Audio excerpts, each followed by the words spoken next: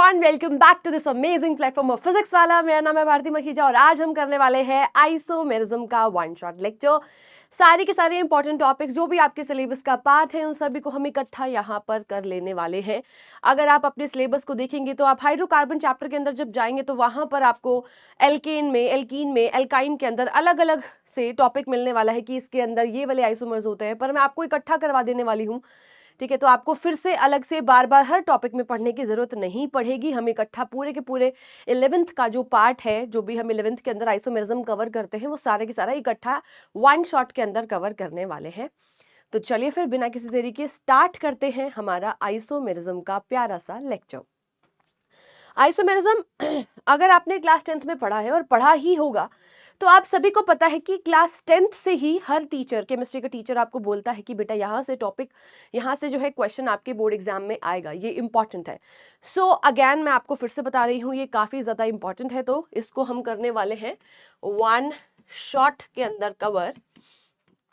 क्या होता है आइसोमेरिज्म आप सभी ने पढ़ा है, ठीक है। और 10th तक अगर आप आईसीएसई बोर्ड से हैं, है ना, तो आपको पता होगा कि हम स्ट्रक्चरल आइसोमेरिज्म को पढ़ते हैं क्लास 10th तक। हम स्टीरियो आइसोमेरिज्म नहीं पढ़ते हैं, एक बिल्कुल बेसिक सा आइडिया हमें होता है। तो आज हम एक परफेक्ट डेफिनेशन से शुरू करने वाले हैं।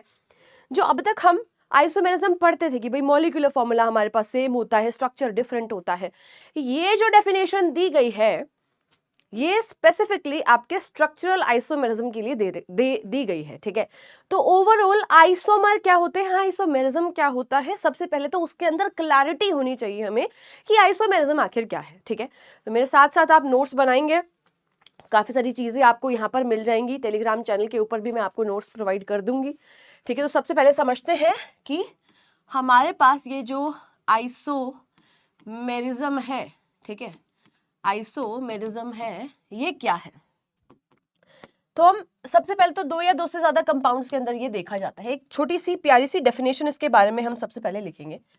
To or more than two compounds, लिखिए टू और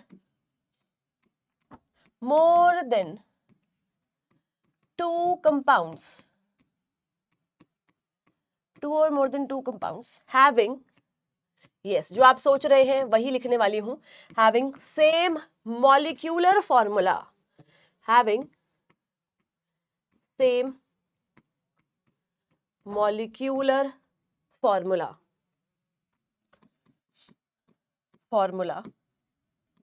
but differ in their, क्या डिफर होता है, but differ in their physical और केमिकल प्रॉपर्टीज। यस, ये है इसकी सही डेफिनेशन, फिजिकल और केमिकल प्रॉपर्टीज, और वी कैन से बोथ, और बोथ दोनों भी अलग हो सकती है, इज नोन एज आइसोमेरिज्म। इस फिनोमिनन को आइसोमेरिज्म कहते हैं। और जो दो डिफरेंट कंपाउंड्स इस प्रॉपर्टी को, इस फिनोमिनन को शो करेंगे, उनको आपस में क्या बोला जाता है, आइसोमर कहा जाता है। जैसे फॉर एग्जाम्पल मैं यहाँ पर ब्यूटेन का एग्जाम्पल लेने वाली हूँ, सबसे बेसिक एग्जाम्पल है ना, ब्यूटेन, जो हम बचपन से पढ़ते आते हैं, मतलब 10th क्लास से हम इसको एग्जाम्पल में सबसे पहले यही हम कंसिडर कर रहे होते हैं। C4 मॉलिक्यूलर फॉर्मूला क्या है, C4H10, राइट। ये मॉलिक्यूलर फॉर्मूला, इसके दो अलग अलग हमारे पास जो है फॉर्म्स हो सकती हैं। पहला हम बना सकते हैं, हमारे पास चारों कार्बन को इकट्ठा चेन में हमने जोड़ दिया है, जिसको हम N ब्यूटेन कहेंगे, N, जिसको हम क्या बोलेंगे, हमारा N ब्यूटेन। एंड दूसरा हमारे पास होता है बेटा जी, है ना, जिसमें 3 कार्बन को हमने इकट्ठा जोड़ा और एक ब्रांचिंग हमने यहाँ पर लगा दी है। तो जब एक ब्रांच हम बाहर निकालते हैं तो इसको हम, इसके आगे हम क्या लगाते हैं, आइसो ब्यूटेन, ठीक है। इसी चीज को हमें डिटेल में भी पढ़ना है। मैं एक बार फिर से रिपीट कर रही हूँ, ये क्या होते हैं, जिसका मॉलिक्यूलर फॉर्मूला सेम है, ठीक है। Two or more than two compounds having same molecular formula same है, but differ in their physical और केमिकल प्रॉपर्टीज और बोथ। तो आज के बाद अगर कोई तुमसे आइसोमेरिज्म पूछता है कि व्हाट इज आइसोमेरिज्म और आइसोमर क्या होते हैं, तो आपको ये नहीं बोलना कि आइसोमर वो होते हैं जिनका मॉलिक्यूलर फॉर्मूला सेम है और स्ट्रक्चरल फॉर्मूला अलग है। बेटा स्ट्रक्चरल फॉर्मूला अलग जब तुम बोलते हो तो तुम स्पेसिफिकली सिर्फ और सिर्फ स्ट्रक्चरल आइसोमेरिज्म के बारे में बात कर रहे हो, ठीक है। तो आपको ये डेफिनेशन देनी है जो मैंने आपको अभी अभी लिखवाई। क्लियर? चलिए अब हमें टाइप ऑफ आइसोमेरिज्म के ऊपर बढ़ने से पहले एक डेफिनेशन जो स्पेशली मैं तुम्हारे लिए लिखवा करके लेकर के आई हूँ इतनी मेहनत करके, तो उसको भी हम एक बार देख लेते हैं, ठीक है। Two or more compounds having same molecular formula, ठीक है, मॉलिक्यूलर फॉर्मूला सेम है, डिफर इन द फिजिकल और केमिकल प्रॉपर्टीज, फिजिकल और केमिकल प्रॉपर्टी अलग है, दोनों भी अलग हो सकती है। ऐसा भी हो सकता है कि सिर्फ और सिर्फ फिजिकल प्रॉपर्टीज अलग हो, ऐसा भी हो सकता है कि सिर्फ और सिर्फ केमिकल प्रॉपर्टीज अलग हो, और ऐसा भी हो सकता है कि दोनों की दोनों प्रॉपर्टीज डिफर करें, अलग हो। तो इस फिनोमिनन को हम क्या बोलते हैं? आइसोमेरिज्म बोलते हैं। और ऐसे कंपाउंड्स जो इस फिनोमिनन को शो करते हैं उसको क्या बोलते हैं? हम आइसोमर कहते हैं। आई होप आपको ये वाला पॉइंटर क्लियर हो गया है। Let's talk about the type of isomerism. Isomer कौन कौन से तरीके के हमारे पास होते हैं और कौन कौन से आइसोमेरिज्म के बारे में हमें हमारे सिलेबस के अंदर पढ़ना है। देखिए सबसे पहले हम क्लासिफाई करेंगे आइसोमर को दो तरीके से। पहला हमारे पास होता है हमारा स्ट्रक्चरल आइसोमेरिज्म, फिर हमारे पास होते हैं हमारे स्टीरियो आइसोमेरिज्म। स्टीरियो आइसोमेरिज्म हम 3 डायमेंशनल स्पेस के अंदर देखते हैं। स्ट्रक्चरल आइसोमेरिज्म का आइडिया आपको पहले भी है ना। तो स्ट्रक्चरल आइसोमेरिज्म फर्दर हम क्लासिफाई कर सकते हैं किस किस के अंदर। सबसे पहले चेन आइसोमेरिज्म हम पढ़ते हैं, फिर पोजीशन आइसोमेरिज्म हम पढ़ते हैं, ठीक है। पोजीशन अगर हमारे पास डिफरेंट हो, फंक्शनल ग्रुप आइसोमेरिज्म हम पढ़ते हैं। ये तीनों तरीके के आइसोमर्स बेटा जी आप क्लास 10th के अंदर पहले से ही पढ़ के आते हैं, आपको आइडिया होता है। चाहे फंक्शनल आइसोमेरिज्म आपके क्लास 10th के सिलेबस में नहीं था, बट फिर भी मोस्ट ऑफ द टीचर्स आपको कराते हैं, है ना। नेक्स्ट मेटामेरिज्म, ये हमें नया पढ़ना है। रिंग चेन आइसोमेरिज्म हम पढ़ेंगे एंड देन टोटोमेरिज्म हम पढ़ने वाले हैं। तो टोटल ये सारे के सारे आइसोमेरिज्म जो स्ट्रक्चरल आइसोमेरिज्म है ये हमारे क्लास 11th के सिलेबस के अंदर है, ठीक है। कौन कौन से? सबसे पहले चेन, पोजीशन, फंक्शनल, ठीक है, रिंग चेन आइसोमेरिज्म, टोटोमेरिज्म, ठीक है, और कौन सा रह गया हमारे पास? मेटामेरिज्म। ये सारे हमें कवर करने हैं, ठीक है। अब बारी आती है स्टीरियो आइसोमेरिज्म की। स्टीरियो आइसोमेरिज्म क्लास 12th के अंदर आपके पास डिटेल में आता है, ठीक है। ज्योमेट्रिकल आइसोमेरिज्म एंड हमारे पास ऑप्टिकल आइसोमेरिज्म के अंदर फर्दर हम इसको क्लासिफाई करते हैं, ठीक है। वैसे अगर देखा जाए तो स्टीरियो आइसोमेरिज्म दो तरीके से हम पढ़ते हैं, कन्फर्मेशनल एंड कन्फिगरेशनल, ठीक है। तो कन्फर्मेशनल कॉन्फिगरेशनल क्या क्या इसके अंदर डिफरेंसेस होते हैं वो हम देखेंगे 12th के अंदर ज्यादा डिटेल में। बाकी हाइड्रोकार्बन चैप्टर के अंदर जब हमें साइक्लोहेक्सेन की कन्फर्मेशन पढ़नी होगी तो वहां मैं आपको अलग से इस टॉपिक को पढ़ाने वाली हूँ। अभी के लिए आप ये समझेंगे कि स्टीरियो आइसोमेरिज्म 3 डायमेंशनल स्पेस के अंदर हम यहाँ पर बातें कर रहे होते हैं कि किस तरीके से एटम्स का जो अरेंजमेंट है 3 डायमेंशन में कैसे अलग है, वो हम स्टीरियो आइसोमेरिज्म के अंदर देखते हैं। दो तरीके के ज्योमेट्रिकल आइसोमेरिज्म। ज्योमेट्रिकल आइसोमेरिज्म दो तरीके का होता है, जिसमें एक हमारे पास होता है सिस आइसोमर और दूसरा हमारे पास होता है बेटा जी ट्रांस आइसोमर। ये हम कवर करेंगे इन क्लास 11th ओनली, है ना। आज के सेशन में इसको हम कवर करने वाले हैं। ऑप्टिकल आइसोमेरिज्म का बेसिक इंट्रोडक्शन आपके सिलेबस में है, ज्यादा डिटेल में नहीं है, ठीक है। तो उसको बेसिक फॉर्म में ही हम यहाँ पर, है ना, हमारे क्लास 11th के सिलेबस में देखेंगे। बाकी 12th में डिटेल में आपको दिया गया है, ठीक है। आई होप आपको पूरे सारे के सारे टाइप्स जो है वो समझ में आ चुके हैं कि कौन कौन से हमें पढ़ने हैं। तो सबसे पहले हम स्ट्रक्चरल आइसोमेरिज्म के ऊपर चलते हैं कि स्ट्रक्चरल आइसोमेरिज्म क्या होते हैं। हम क्या कह सकते हैं? 2 or more then 2 compounds having same molecular formula but differ in there structure. जब स्ट्रक्चर के अंदर चेंज आएगा तो उसको हम क्या बोलेंगे? स्ट्रक्चरल आइसोमेरिज्म कहेंगे। देखिए 2 or more compounds having the same molecular formula possesses different chemical structure different है on account of different arrangement of the atoms का arrangement अलग है molecule के अंदर। This phenomenon is known as structural isomerism and such compounds are called structural isomers। और ऐसे compounds को हम क्या बोलते हैं? structural isomers कहते हैं। I hope आप सभी को clear है। अब हमारे पास स्पेसिफिकली कुछ कंपाउंड्स होते हैं जो कि किसी भी तरीके का आइसोमेरिज्म शो नहीं करते। जैसे फॉर एग्जांपल मीथेन, ये कोई आइसोमर शो ही नहीं करेगा। जैसे फॉर एग्जांपल CH3 ईथेन कोई आइसोमेरिज्म शो नहीं करेगा। CH3 CH2 CH3 ये 3 कंपाउंड ऐसे हैं जो कि do not show any type of isomerism, किसी भी तरीके के आइसोमेरिज्म को ये शो नहीं करता है। इस वाले पॉइंट को सभी बच्चे नोट डाउन करेंगे, कई बार, है ना, आपको MCQ के फॉर्म में ये तीनों कंपाउंड्स देकर के पूछा जा सकता है कि इसमें से जो है कौन आइसोमेरिज्म हमारा शो कर रहा है। तो आपको यहाँ पर ध्यान रखना है कि ये तीनों जो है आइसोमेरिज्म को शो नहीं करते। अब बेटा जी सबसे पहले स्ट्रक्चरल आइसोमेरिज्म के अंदर जो फर्स्ट पार्ट हमें, जो पहला टाइप हमें करना है वो है हमारा चेन आइसोमेरिज्म, ठीक है, जिसमें चेन लेंथ के अंदर डिफरेंस आएगा। मॉलिक्यूलर फॉर्मूला हमारे पास सेम रहेगा, चेन लेंथ में डिफरेंस आना यानी कि जब हम उसका क्या लिखेंगे, उसका जब हम आयुपैक नेम लिखेंगे तो हमारे पास वर्ड रूट के अंदर वहां पर चेंज आ रहा होगा, ठीक है। So it is also known as the nuclear isomerism और स्केलेटल आइसोमेरिज्म, ये दो और इसके दूसरे नाम हैं जो आप ध्यान रख सकते हैं। थोड़ा कंफ्यूज करने के लिए आपको इन नामों से भी पूछा जा सकता है पेपर में। When two or more compounds having the same molecular formula possesses different arrangement of atoms, arrangement of carbon atoms in the main chain, the phenomenon is known as the chain isomerism. इस phenomenon को ही हम क्या बोलते हैं, chain isomerism बोलते हैं, यानी कि चेन लेंथ में डिफरेंस आना। दो एग्जांपल्स यहाँ पर आपको दे रखे हैं, देखिए पहले वाले एग्जाम्पल में हमने एक स्ट्रेट चेन ले रखी है 1 2 3 एंड 4, 4 कार्बन की स्ट्रेट चेन जिसके ऊपर ब्रोमीन लगा रखा है। यहाँ पर हमने चेन लेंथ में क्या कर दिया है, चेंजेस कर दिए हैं। 3 कार्बन हमारे पास स्ट्रेट चेन में है और एक हमने क्या निकाल दी है, ब्रांचिंग निकाल दी है, जिसकी वजह से मॉलिक्यूलर फॉर्मूला तो हमारे पास सेम है ना।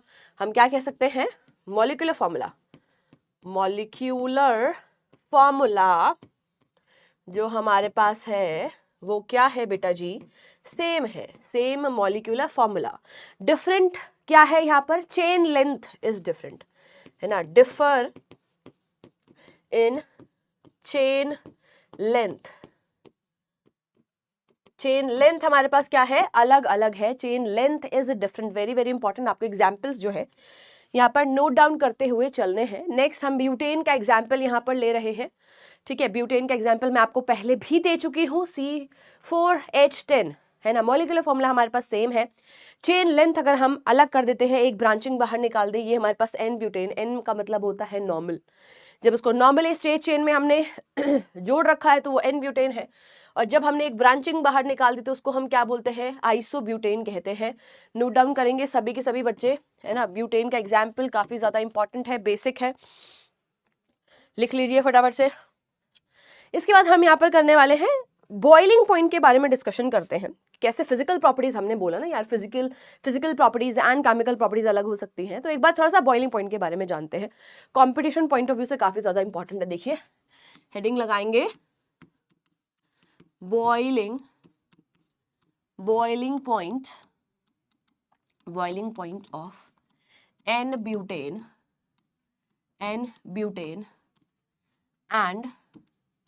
एंड आइसोब्यूटेन, ठीक है। सो यहां पर बेटा जी हमें बॉइलिंग पॉइंट के ऊपर डिस्कशन करना है, ठीक है। तो पॉइंट नंबर 1, हमारा जो बॉइलिंग पॉइंट है वो किसके ऊपर डिपेंड करता है, boiling point depend upon the surface area. Surface area के ऊपर डिपेंड करता है, जितना ज्यादा सरफेस एरिया हमारे मॉलिक्यूल का होगा, ठीक है, उतना ही ज्यादा वॉन्डरवॉल इंटरैक्शन होंगी स्ट्रॉन्ग, और उतना ज्यादा बॉइलिंग पॉइंट बढ़ता है, डायरेक्टली प्रोपोर्शनल है। तो हम पहला पॉइंट, बेसिक पॉइंट लिखेंगे, बॉइलिंग पॉइंट सरफेस एरिया के डायरेक्टली प्रोपोर्शनल है। पॉइंट नंबर 2 जो हमारा बॉइलिंग पॉइंट है वो डायरेक्टली प्रोपोर्शनल है मॉलिक्यूलर मास के। जितना ज्यादा मॉलिक्यूलर मास होगा उतना बॉइलिंग पॉइंट भी आपके पास क्या होने वाला है, ज्यादा होने वाला है। क्लियर है। थर्ड पॉइंट हमारे पास very very important, boiling point and branching of the chain are inversely proportional. जितना ज्यादा ब्रांचिंग होगी उतना सरफेस एरिया कम हो जाएगा। सरफेस एरिया अगर छोटा हो गया, कम हो गया, तो वॉन्डरवॉल इंटरैक्शंस क्या होंगी, आसपास के मॉलिक्यूल्स के साथ कम हो जाएंगे, जिसकी वजह से मॉलिक्यूलर मास जिसकी वजह से boiling point will decrease, right. तो यहाँ पर ये तीनों पॉइंटर्स आपको यहाँ पर ध्यान रखने हैं, ठीक है। Now will compare n butane and isobutane. ये मेरे पास क्या है बेटा जी, एन ब्यूटेन, ये मेरे पास क्या है, आइसोब्यूटेन। इन दोनों में से किसका बॉइलिंग पॉइंट ज्यादा होना चाहिए, ऑब्वियसली बात है एन ब्यूटेन का, क्योंकि एन ब्यूटेन एक स्ट्रेट चेन है, यहां पर ब्रांचिंग है। अगर ब्रांचिंग है तो बॉइलिंग पॉइंट विल डिक्रीज, ठीक है। यहां पर क्या है, हम लिखेंगे due to branching boiling point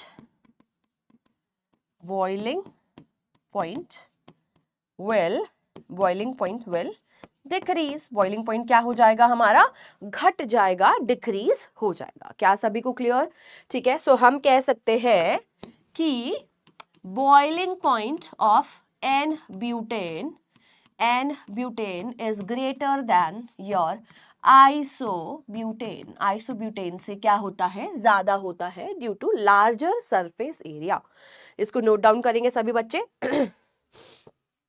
इसके बाद हम डिस्कस करने वाले हैं आइसोमर्स ऑफ, अगर मैं पेंटेन की बात करूं, मैं देख लेती हूँ एक बार इसमें बनाए हैं कि नहीं, है ना, यस बनाए हुए हैं पेंटेन के। तो आइए पेंटेन के आइसोमर अगर हम देखें तो हमारे पास molecular formula will remain same, but structure जो है यहाँ पर अलग अलग होने वाला है।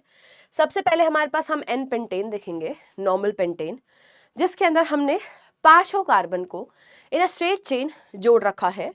देन हमारे पास आएगा आइसो पेंटेन, जिसमें एक ब्रांचिंग हमने बाहर निकाली है, वन ब्रांच। जब भी एक ब्रांच को हम बाहर निकालते हैं तो हम आइसो शब्द यूज करते हैं, और जब हम दो दो ब्रांचेस को बाहर निकाल देते हैं तो उसके लिए वी विल यूज नियो, है ना, क्लियर। अब एक चीज और मैं आपको यहां पर समझा सकती हूं, देखिए सॉरी, जब भी प्लस का साइन बन रहा होता है तो वो नियोपेंटेन होगा, और जब भी आपके पास वाई बन रहा होता है तो वो आपके पास आइसो होता है, आइसो वाला आइसोमर होता है, आइसो होगा। नहीं तो आपको बस ये ध्यान रखना है कि लास्ट सेकंड कार्बन के ऊपर अगर कोई ब्रांचिंग बाहर निकाल रखी है, सिंगल वन ब्रांच बाहर निकाल रखी है, सो उसको हम क्या बोलेंगे, आइसो। चाहे तो यहां पर हो, चाहे तो यहां पर ब्रांचिंग हो, वो सेकंड लास्ट कार्बन ही हमारे पास हो जाएगा, ठीक है, उसको हम क्या बोलेंगे, आइसो बोलेंगे, राइट। चलिए अब इनके बॉइलिंग पॉइंट के बारे में हम डिस्कशन कर लेते हैं। हेडिंग लगाएंगे बॉइलिंग पॉइंट,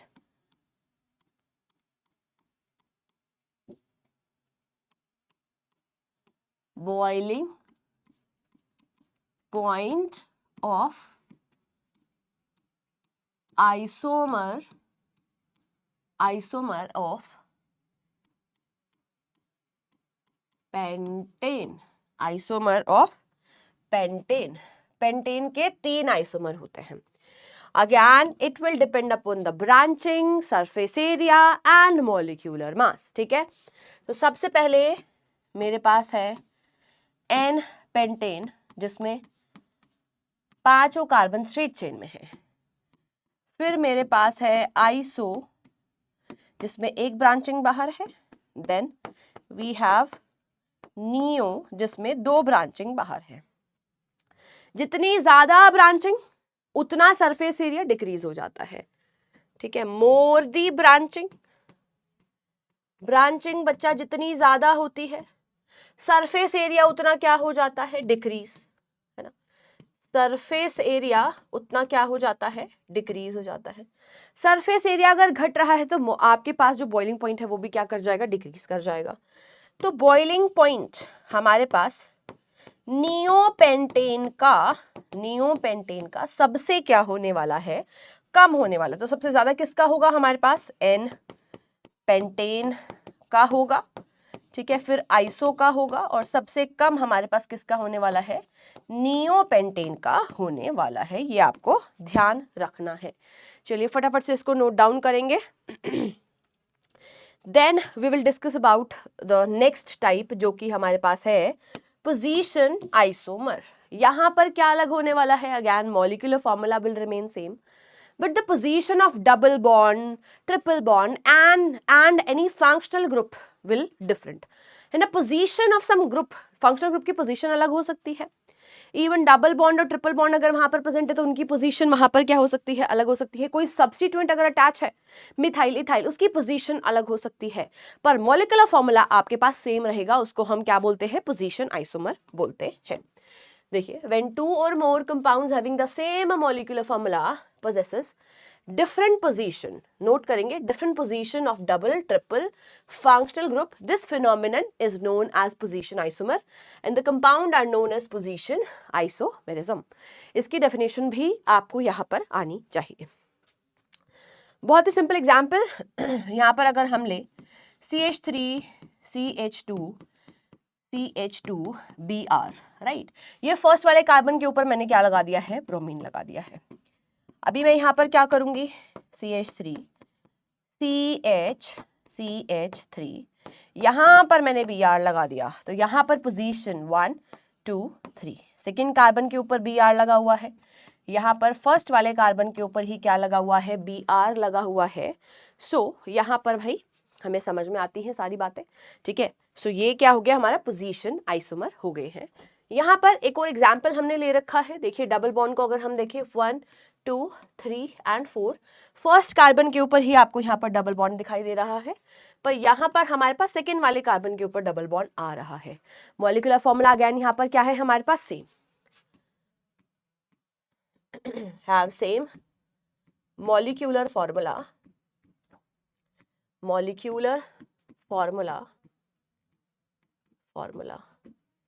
but अलग क्या है, but different position of double bond की जो पोजीशन है वो क्या है, डिफरेंट है, अलग है. ठीक है जी. एक और एग्जाम्पल यहाँ पर हमने ले रखा है, देखिए पोजीशन ऑफ OH ग्रुप है ना, यहाँ पे इसके मॉलिक्यूलर फॉर्मूला के अंदर एक ऑक्सीजन और अटैच कर लीजिए. ये OH फर्स्ट कार्बन पे है, ये वाला OH सेकेंड कार्बन पे है, तो position of OH functional group is different. ठीक है, position of functional group is different. Position of functional group is different. Clear है? चलिए, let's move to the next isomer, that is your functional isomerism. Functional isomerism क्या होते हैं? Which have same molecular formula, but they have different functional group attached. Functional group अलग हो जाएंगे. ठीक है, देखिए definition याद होनी चाहिए सबको, नोट्स के अंदर मेंशन करनी है, definition आपको आनी चाहिए.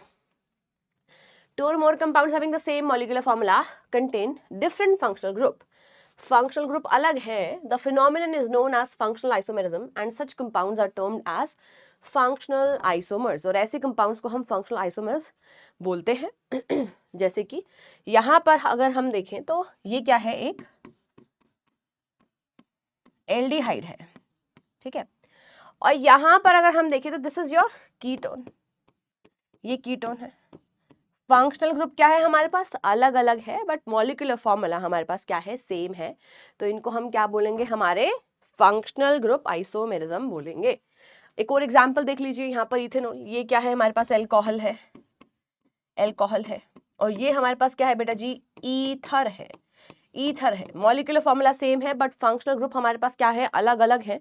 तो ये भी इसके एग्जाम्पल हो जाएंगे. नेक्स्ट हमारे पास आता है भाई metamerism. Special type of isomerism है. इसमें क्या होता है, इसमें मॉलिक्यूलर फॉर्मूला हमारे पास सेम होता है, बट फंक्शनल ग्रुप के अगली बगल नंबर ऑफ कार्बन एटम्स हमारे पास क्या होते हैं, डिफरेंट होते हैं. क्या बोला मैम, मैंने कहा यार यहां पर फंक्शनल ग्रुप आपके पास सेम है, मॉलिक्यूलर फॉर्मूला आपके पास सेम है, क्या क्या चीजें सेम है, सेम मॉलिक्यूलर फॉर्मूला. ठीक है, same functional group, functional group भी सेम है बेटा जी. डिफर क्या है, but differ in number of carbon atom,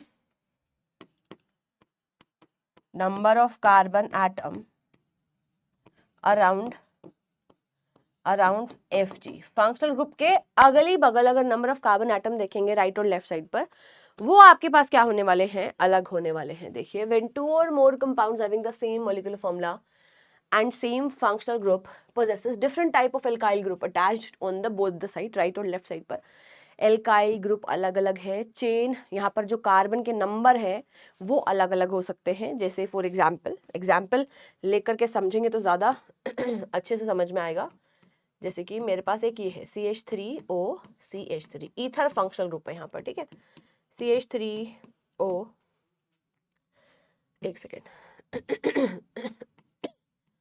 CH3O CH2 CH2 and यहाँ पर क्या लगा दीजिए CH3, ये है मेरे पास एक, ठीक है। एक मेरे पास ये वाला है CH3 CH2O CH2 CH3। इन दोनों को अगर हम देखें, मॉलिक्यूलर फॉर्मूला हमारे पास सेम होगा, बट इस फंक्शनल ग्रुप के अराउंड एल्काइल चेन को अगर हम देखें, यहाँ पर 2 हैं, यहाँ पर 2 हैं, यहाँ पर 1 और यहाँ पर कितने हैं, 3 हैं। तो ऐसो को हम क्या बोलते हैं बेटा जी, मेटामर्स कहते हैं। क्या बोलते हैं, मेटामर्स कहते हैं। नोट डाउन करो इसको फटाफट से।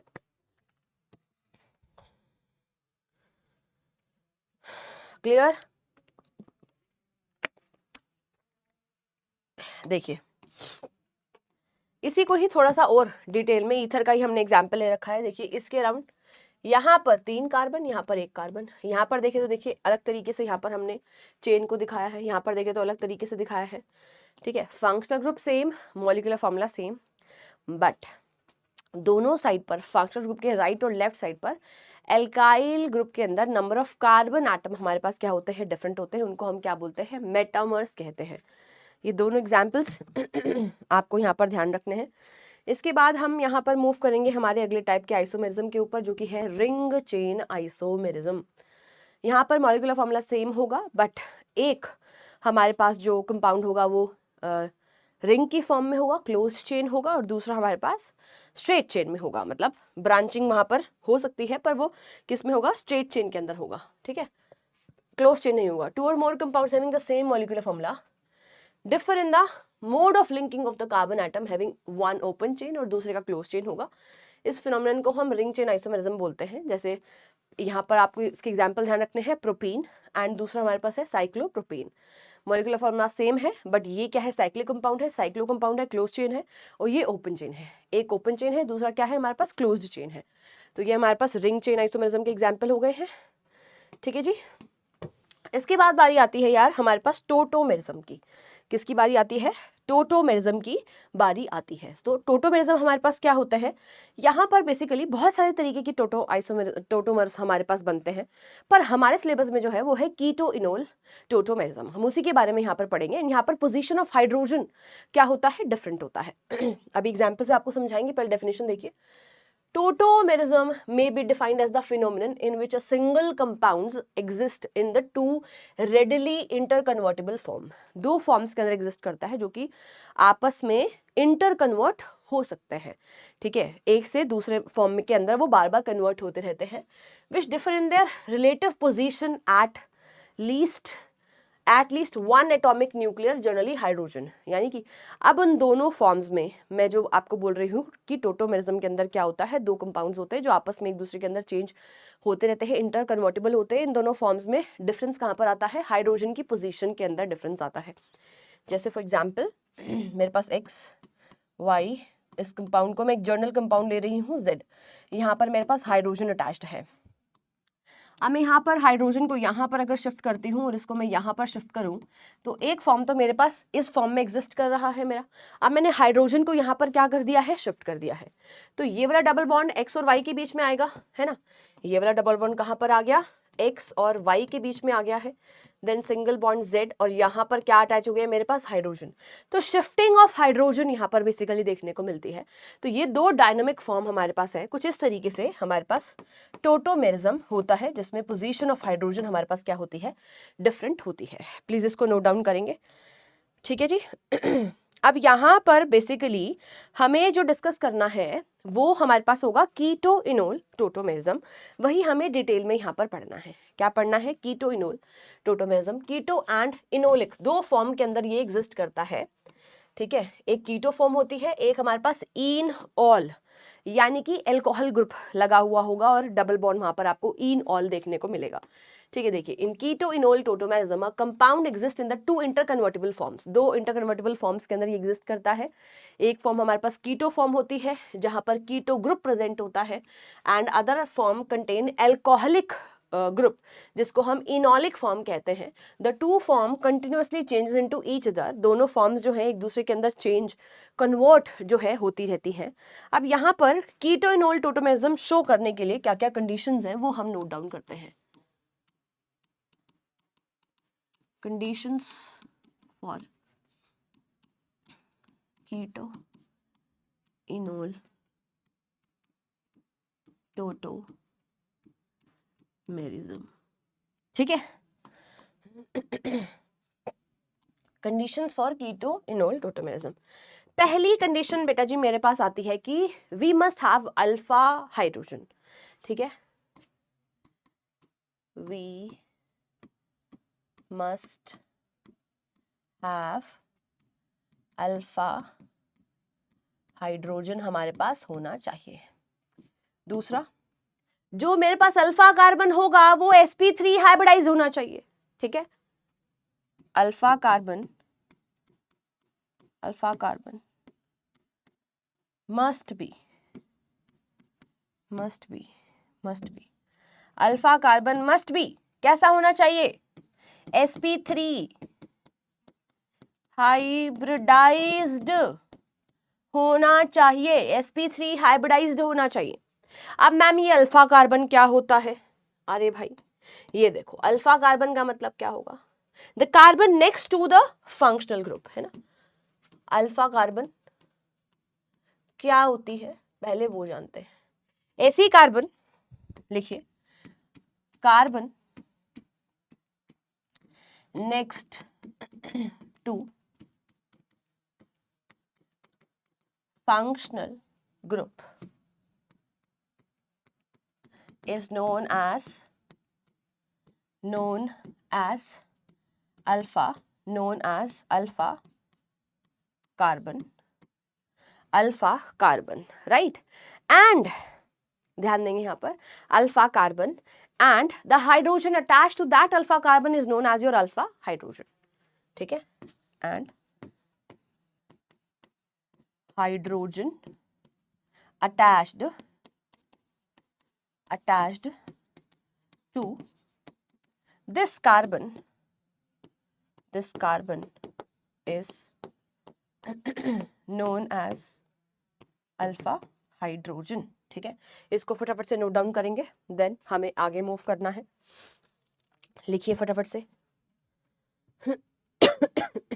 जैसे एक एग्जाम्पल भी अगर आप यहाँ पर लेना चाहते हैं तो आप ले सकते हैं। देखिए CH3CH2C double bond OH, right. तो ये मेरे पास क्या आ गया यार? ये मेरे पास फंक्शनल ग्रुप है ना, मेरे पास फंक्शनल ग्रुप है। और ये मेरे को क्या है? This is your alpha carbon next to the functional group, उसको हमने क्या बोला है? अल्फा कार्बन बोला है। तो यहाँ पर आपके पास we have total 2 alpha H, यहाँ पर हमारे पास 2 अल्फा हाइड्रोजन लगी हुई है। इस तरीके से आपको यहाँ पर इस चीज को ध्यान रखना होगा। ठीक है जी, ये बातें सारी की सारी इंपॉर्टेंट है, दोनों कंडीशंस आपको पता होनी चाहिए। इतना अगर आपको पता है ना, तब हम आगे मूव कर सकते हैं। कीटो इनोल आइसोमेरिज्म का एक एग्जांपल हम यहाँ पर लेने वाले हैं, CRH। यहाँ पर आप ले लीजिए भाई वापस से, हमारे पास C double bond O and यहाँ पर हम R ग्रुप लगा देते हैं। ठीक है जी, अब सबसे पहले तो हमें ये देखना है कि क्या यहाँ पर हमारा कीटो इनोल टोटोमेरिज्म होगा कि नहीं होगा। पहले तो हमें हमारी यही वाली कंडीशन को चेक करना होगा। ठीक है, पहले तो हमें इसी कंडीशन को यहाँ पर चेक करना है। तो ये हमारे पास फंक्शनल ग्रुप है, यानी कि कीटो ग्रुप है, C डबल बॉन्ड O यहाँ पर हमारे पास अटैच है ना। तो इससे नेक्स्ट वाला जो कार्बन होगा वो हमारे पास अल्फा कार्बन होगा और इसके ऊपर we have a alpha hydrogen attached, right. तो यहाँ पर इस वाले हाइड्रोजन को मैंने यहाँ पर शिफ्ट करा और ये जो कार्बोनिल ग्रुप है, C डबल बॉन्ड को, O को हम कार्बोनिल ग्रुप कहते हैं। ऑक्सीजन ज्यादा इलेक्ट्रोनेगेटिव है, इस वजह से मैंने बॉन्ड का जो एरो है, बॉन्ड को जो ब्रेक करा है वो ऑक्सीजन की तरफ पर एरो का हेड लगाया है, क्योंकि ये ज्यादा इलेक्ट्रोनेगेटिव है तो इलेक्ट्रॉन्स को अपनी तरफ खींचेगा, राइट। तो यहाँ पर कीटो इनोल टोटोमेरिज्म होगा, ये हमारी क्या हो जाएगी, कीटो फॉर्म हो जाएगी। एंड इनोल फॉर्म की अगर मैं यहाँ पर बात करती हूँ, आर, ये मेरे पास क्या आ जाएगा, यहाँ पर डबल बॉन्ड आया, ठीक है, और यहाँ पर हाइड्रोजन आकर के अटैच हो जाएगा, यहाँ पर मेरे पास आर डैश लगा हुआ है, यहाँ पर मेरे पास आर लगा हुआ है, तो this will be your enol form, ये हमारे पास इनोल फॉर्म हो जाएगी। यहाँ पर जो है अल्कोहलिक ग्रुप आ चुका है, इनोल फॉर्म ये हो जाएगी, क्लियर। अब मोस्ट ऑफ द केसेस में, मेजॉरिटी केसेस में हमारी जो कीटो फॉर्म होती है वो ज्यादा स्टेबल होती है, ये वाली बात भी आपको पता होनी चाहिए। नोट के अंदर आप इसको मेंशन कर सकते हो कि in majority cases keto form is more stable than enolic form। Enolic form से ज्यादा ये स्टेबल होती है, but we have some exceptions, हमारे पास कुछ एक्सेप्शन है, हमारे पास कुछ रेयर केस सिनेरियो है जहां पर हमारी जो इनोल फॉर्म है वो क्या हो जाती है, ज्यादा स्टेबल हो जाती है।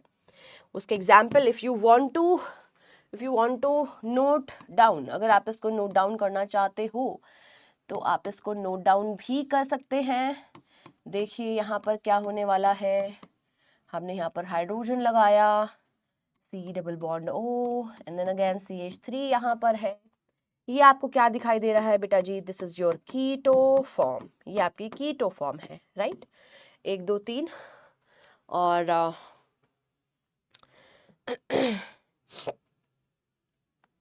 सो यहाँ पर अब हमने क्या करना है बेटा जी, this is your keto form and यहाँ पर ये जो हाइड्रोजन है ना, this will be your alpha hydrogen, इसको हमने यहाँ पर शिफ्ट करा और इस बॉन्ड को मैंने यहाँ पर शिफ्ट कर दिया, राइट।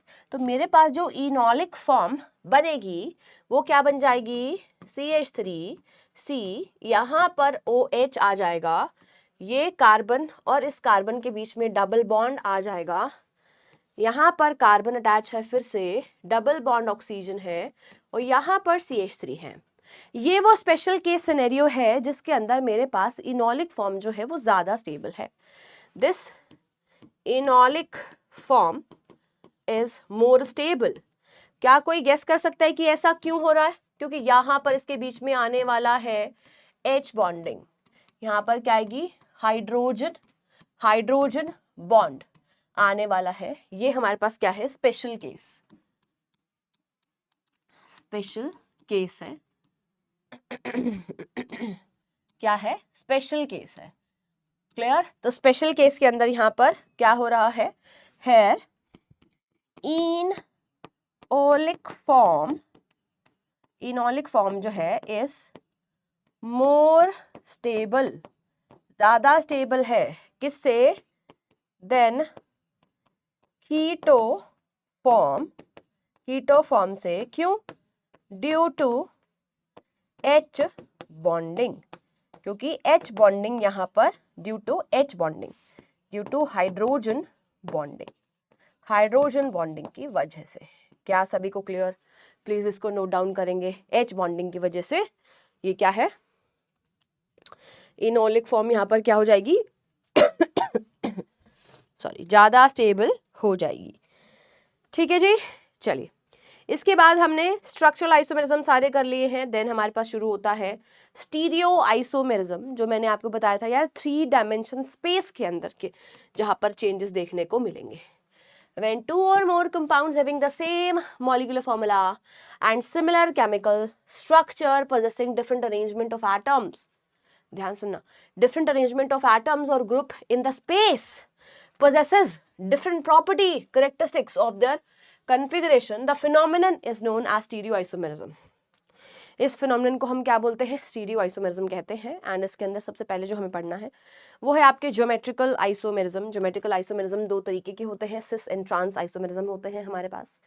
ठीक है, जब डबल बॉन्ड के अराउंड रिस्ट्रिक्टेड रोटेशन, यहाँ पर ज्योमेट्रिकल आइसोमेरिज्म पैदा होते हैं या होते एग्जिस्ट करते हैं due to the restricted rotation around carbon carbon double bond. इस चीज को आप मेंशन करेंगे।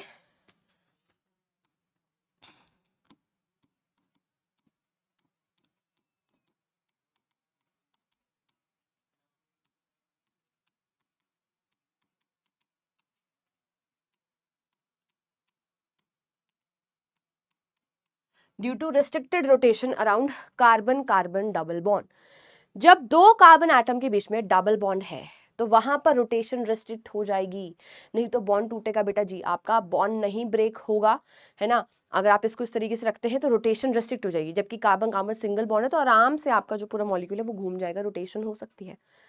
पर कार्बन कार्बन डबल बॉन्ड है तो वहां पर रोटेशन क्या हो जाएगी, रिस्ट्रिक्ट हो जाएगी। ठीक है, when two compounds having the same molecular formula, similar chemical structure and a double bond possesses different geometrical arrangement, double bond के अराउंड जब यहाँ पर arrangement of atoms three dimensional space के अंदर अलग होता है तो उस फिनोमिनन को हम क्या बोलते हैं, हमारा ज्योमेट्रिकल आइसोमेरिज्म कहते हैं।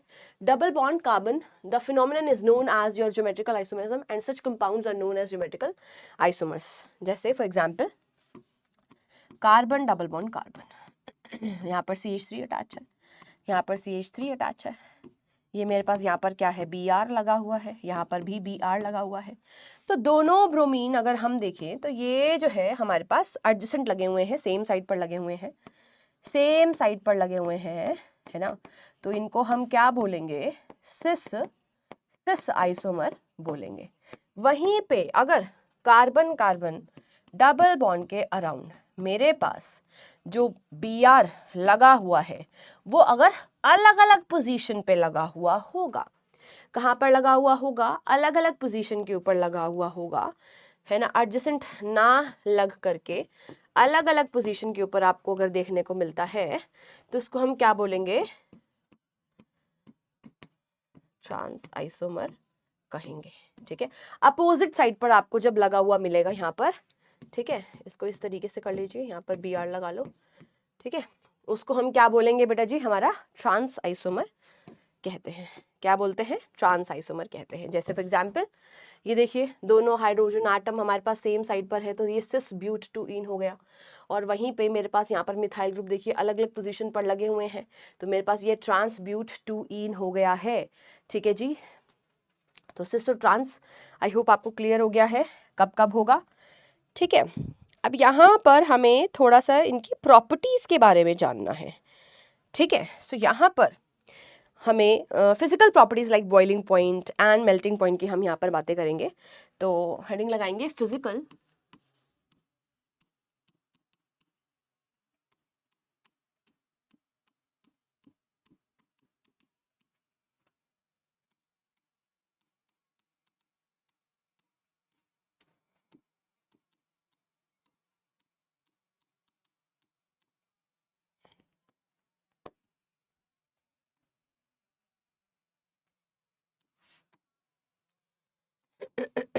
सबसे पहले हम यहाँ पर बातें करेंगे हमारे बॉइलिंग पॉइंट की, है ना, कि बॉइलिंग पॉइंट को अगर हम देखें तो यहाँ पर क्या चेंजेस आते हैं।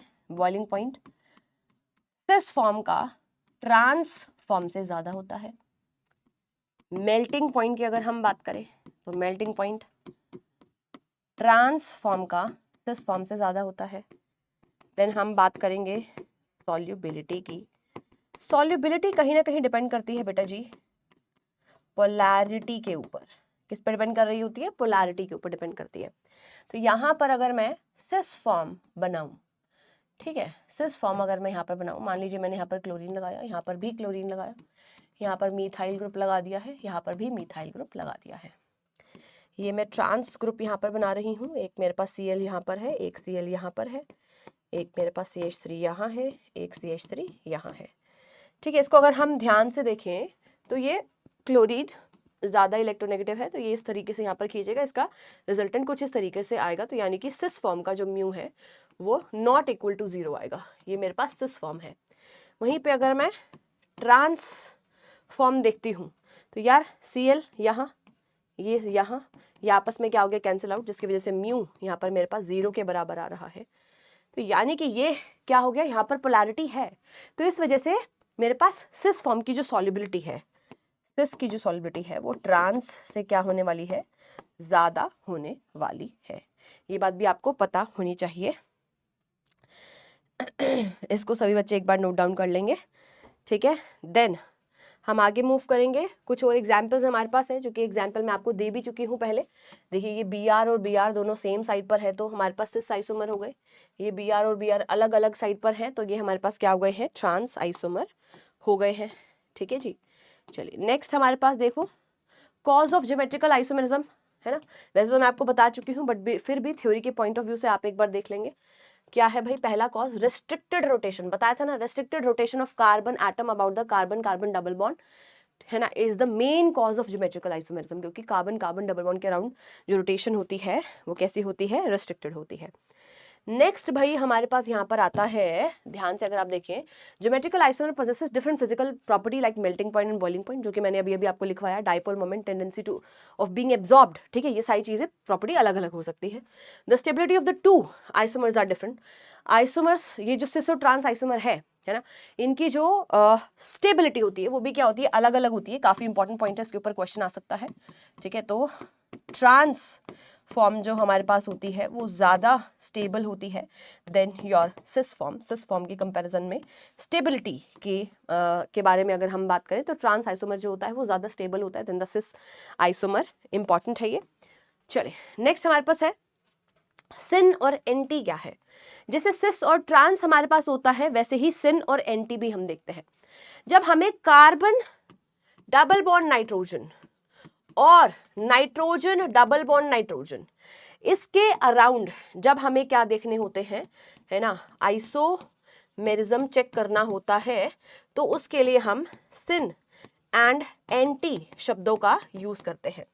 जो मेरे पास सिन है, सिन इज एनालॉग टू, किसके एनालॉग है बेटा जी, syn is analogue to cis, है ना। एंड हमारे पास जो एंटी है, anti is analogue to your trans. जब आपके पास, है ना, ग्रुप्स जो है अपोजिट डायरेक्शन में लगे हुए होंगे, एडजेसेंट नहीं होंगे, तो उसको हम ट्रांस बोलेंगे, सॉरी एंटी बोलेंगे। और अगर एडजेसेंट पोजीशन पर है तो उसको हम क्या बोलते हैं, सिस बोलते हैं। ये बात आपको यहाँ पर ध्यान रखनी है। और पोजीशंस हमारे पास यहाँ पे किसकी चेक करनी होती है, H और OH की, ठीक है। सो H और OH जब सेम साइड पर होते हैं, सेम साइड पर होते हैं बेटा जी, तब उसको हम सिन कहते हैं। जब H और OH डिफरेंट साइड पर होते हैं, डिफरेंट साइड पर होते हैं, तो उसको हम क्या बोलते हैं, एंटी कहते हैं। जैसे फॉर एग्जाम्पल यहाँ पर डायरेक्टली हम एग्जाम्पल लेंगे। देखिए ये मेरे पास कार्बन डबल बॉन्ड नाइट्रोजन है, यहाँ पर H और OH दोनों सेम साइड पर हैं, सेम साइड पर है, तो ये फॉर्म क्या कहलाएगी, इसको हम सिन फॉर्म कहेंगे। क्या बोलेंगे, सिन फॉर्म कहेंगे। यहां पर carbon carbon double bond nitrogen के अराउंड H और OH अलग अलग डिफरेंट साइड पर है, ठीक है। क्या है, डिफरेंट साइड पर है, तो इसको हमने क्या बोला है, ये किसके एनालॉग है, ट्रांस के एनालॉग है, तो इसको हम एंटी बोलेंगे। क्या बोलेंगे, एंटी। ये देखिए एंटी, ठीक है। ये बात आपको यहाँ पर ध्यान रखनी है। अब नाइट्रोजन नाइट्रोजन बॉन्ड की बात कर लेते हैं, जिसको हम एजो भी बोलते हैं, ठीक है। So azobenzene contain nitrogen nitrogen double bond and shows the geometrical isomerism. इसमें सिन और एंटी फॉर्म को हम यहाँ पर रिप्रेजेंट करने वाले हैं। देखिए अगर आप यहाँ पर देखोगे अपोजिट साइड पर है तो इसको हमने एंटी बोला, और ये सेम साइड पर है तो इसको हमने क्या बोला है, सिन बोला है, ठीक है। तो ये काफ़ी ज़्यादा इंपॉर्टेंट और बहुत ही ईजी टॉपिक था। आई होप आपको क्लियर हो गया होगा। अब यहाँ पर यार एक शब्द है जिसको हम बोलते हैं स्टीयरिक हिंड्रेंस, वो हमें समझना है, जो कि हमें स्टेबिलिटी के बारे में समझाएगा। मैंने अभी अभी आपको यहाँ पर बताया था कि भाई हमारे पास जो सिस और ट्रांसफॉर्म में स्टेबिलिटी की अगर हम बात करते हैं तो हमारे पास ट्रांसफॉर्म जो होती है is more stable than the syn form. मैंने मिक्स कर दिया, trans form is more stable than the cis form, ठीक है। सो यहाँ पर it will depend upon the steric hindrance. Steric hindrance क्या होती है, रुकावट आना बड़े बड़े बल्कि ग्रुप अगर सेम एडजेसेंट पोजीशन पे लग जाते हैं तो उसकी वजह से रिपल्शन आती है, जिसकी वजह से स्टेबिलिटी कम हो जाती है, वो अनस्टेबल हो जाते हैं। ये टर्म को समझना इंपॉर्टेंट है। आइए समझते हैं, देखिए, when two atom or group of atom in an organic molecule are at a distance less than equal to the sum of van der Waal radii, ठीक है, तो ये थोड़ा सा टेक्निकल डेफिनेशन है, equal to the sum of van der Waal radii, they repel each other. कहने का मतलब बिल्कुल लेमन लैंग्वेज में, बिल्कुल सिंपल टर्म्स में अगर हम समझे तो हम कह सकते हैं यार, अगर दो ग्रुप्स किसी ऑर्गेनिक ग्रुप में सेम साइड पर लगे हुए हैं और उनके बीच में जो पोजीशन है, उनके बीच में जो डिस्टेंस है वो काफी ज्यादा कम है, इतना कम, काफी ज्यादा कम है, जिसकी वजह से क्या होगी, उनके बीच में रिपल्शन होगी, और अगर रिपल्शन हो रही है तो वो अनस्टेबल हो जाएंगे। यही चीज हो रही थी हमारे किस केस में, हमारे सिस वाले फॉर्म में, ठीक है, वहां पर क्राउडिंग हो जाएगी, ठीक है। This type of repulsion is termed as steric hindrance और स्टीयरिक स्ट्रेन।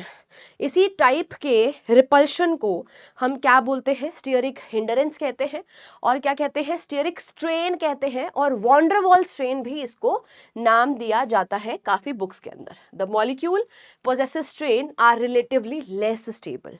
जिस भी ऑर्गेनिक मॉलिक्यूल के अंदर ये स्टीयरिक स्ट्रेन होता है, ठीक है, वो क्या हो जाते हैं, लेस स्टेबल हो जाते हैं।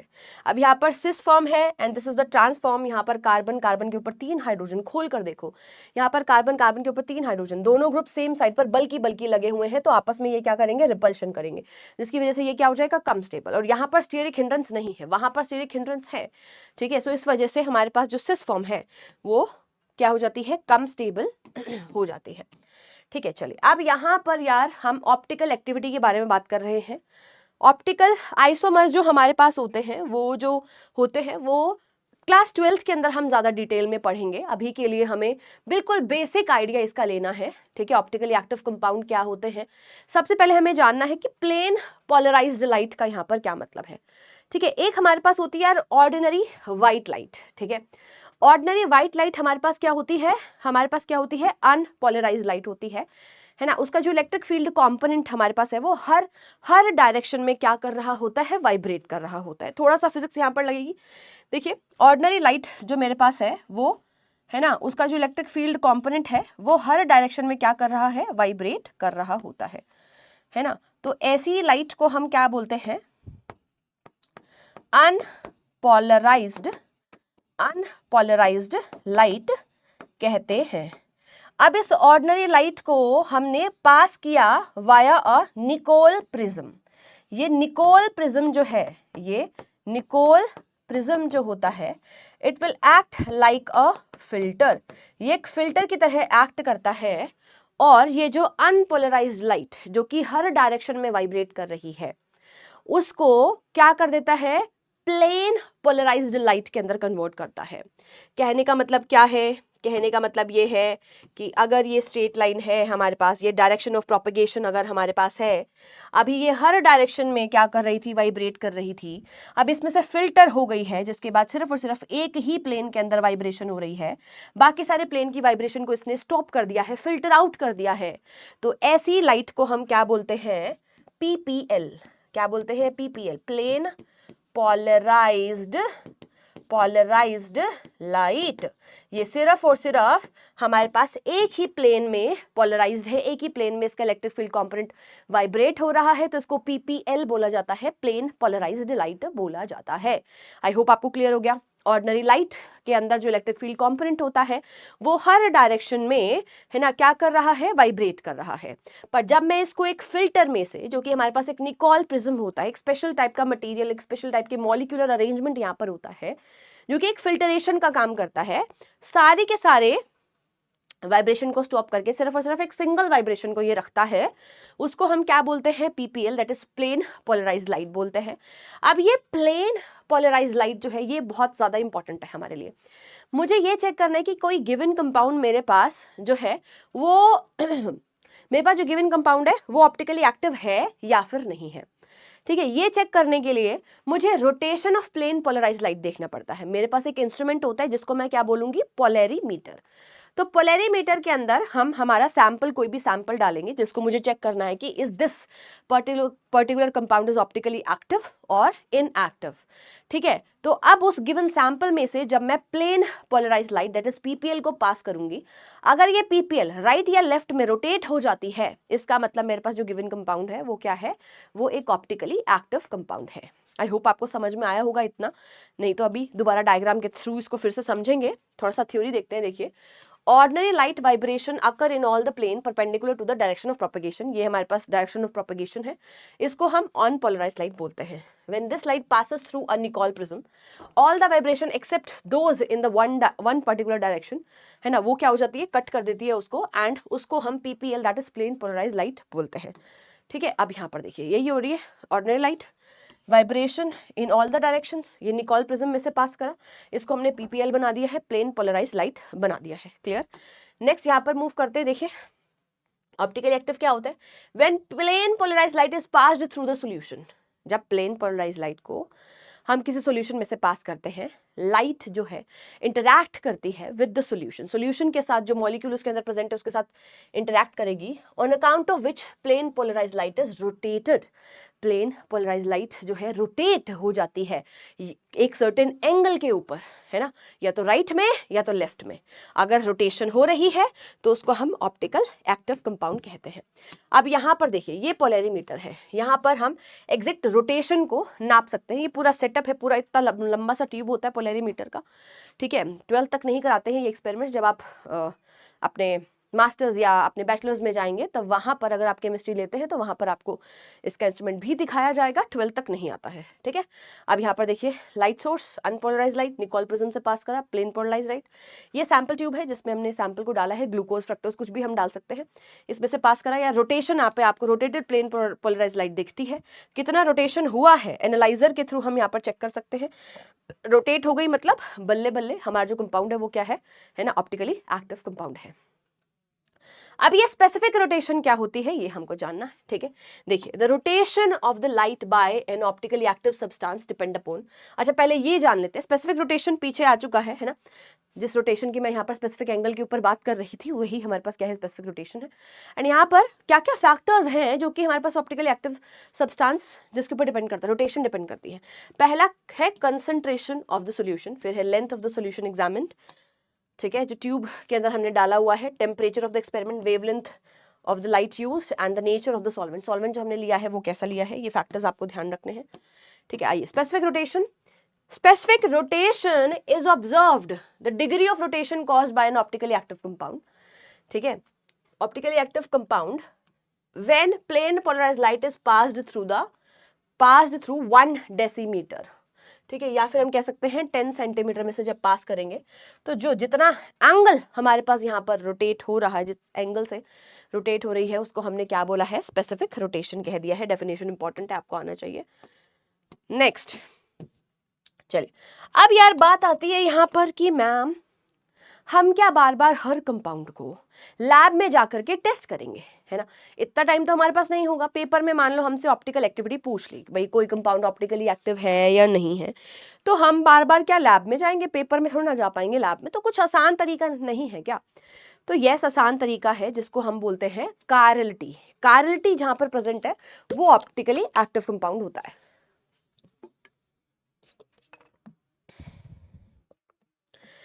एक सेकंड रुकना भाई।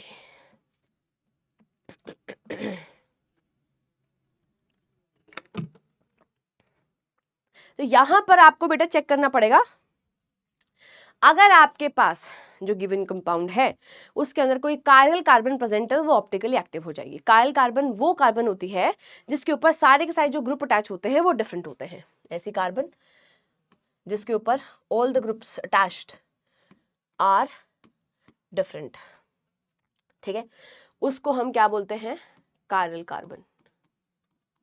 कायरल कार्बन, कायरल कार्बन बोलते हैं। ठीक है, ये तो हो गया बिल्कुल सिंपल तरीका कायरल कार्बन ढूंढने का, पर थोड़ा सा कॉन्सेप्ट वाइज अगर हम जाएं तो हम कह सकते हैं कायरल कार्बन को हम सबसे पहले तो डिसिमेट्रिक कार्बन भी बोलते हैं। वही डिसिमेट्री यहाँ पर यहीं से आई है। ठीक है, तो chiral compounds are optically active and they rotate the plane polarised light. पहली बात तो ये आपको ध्यान रखनी है।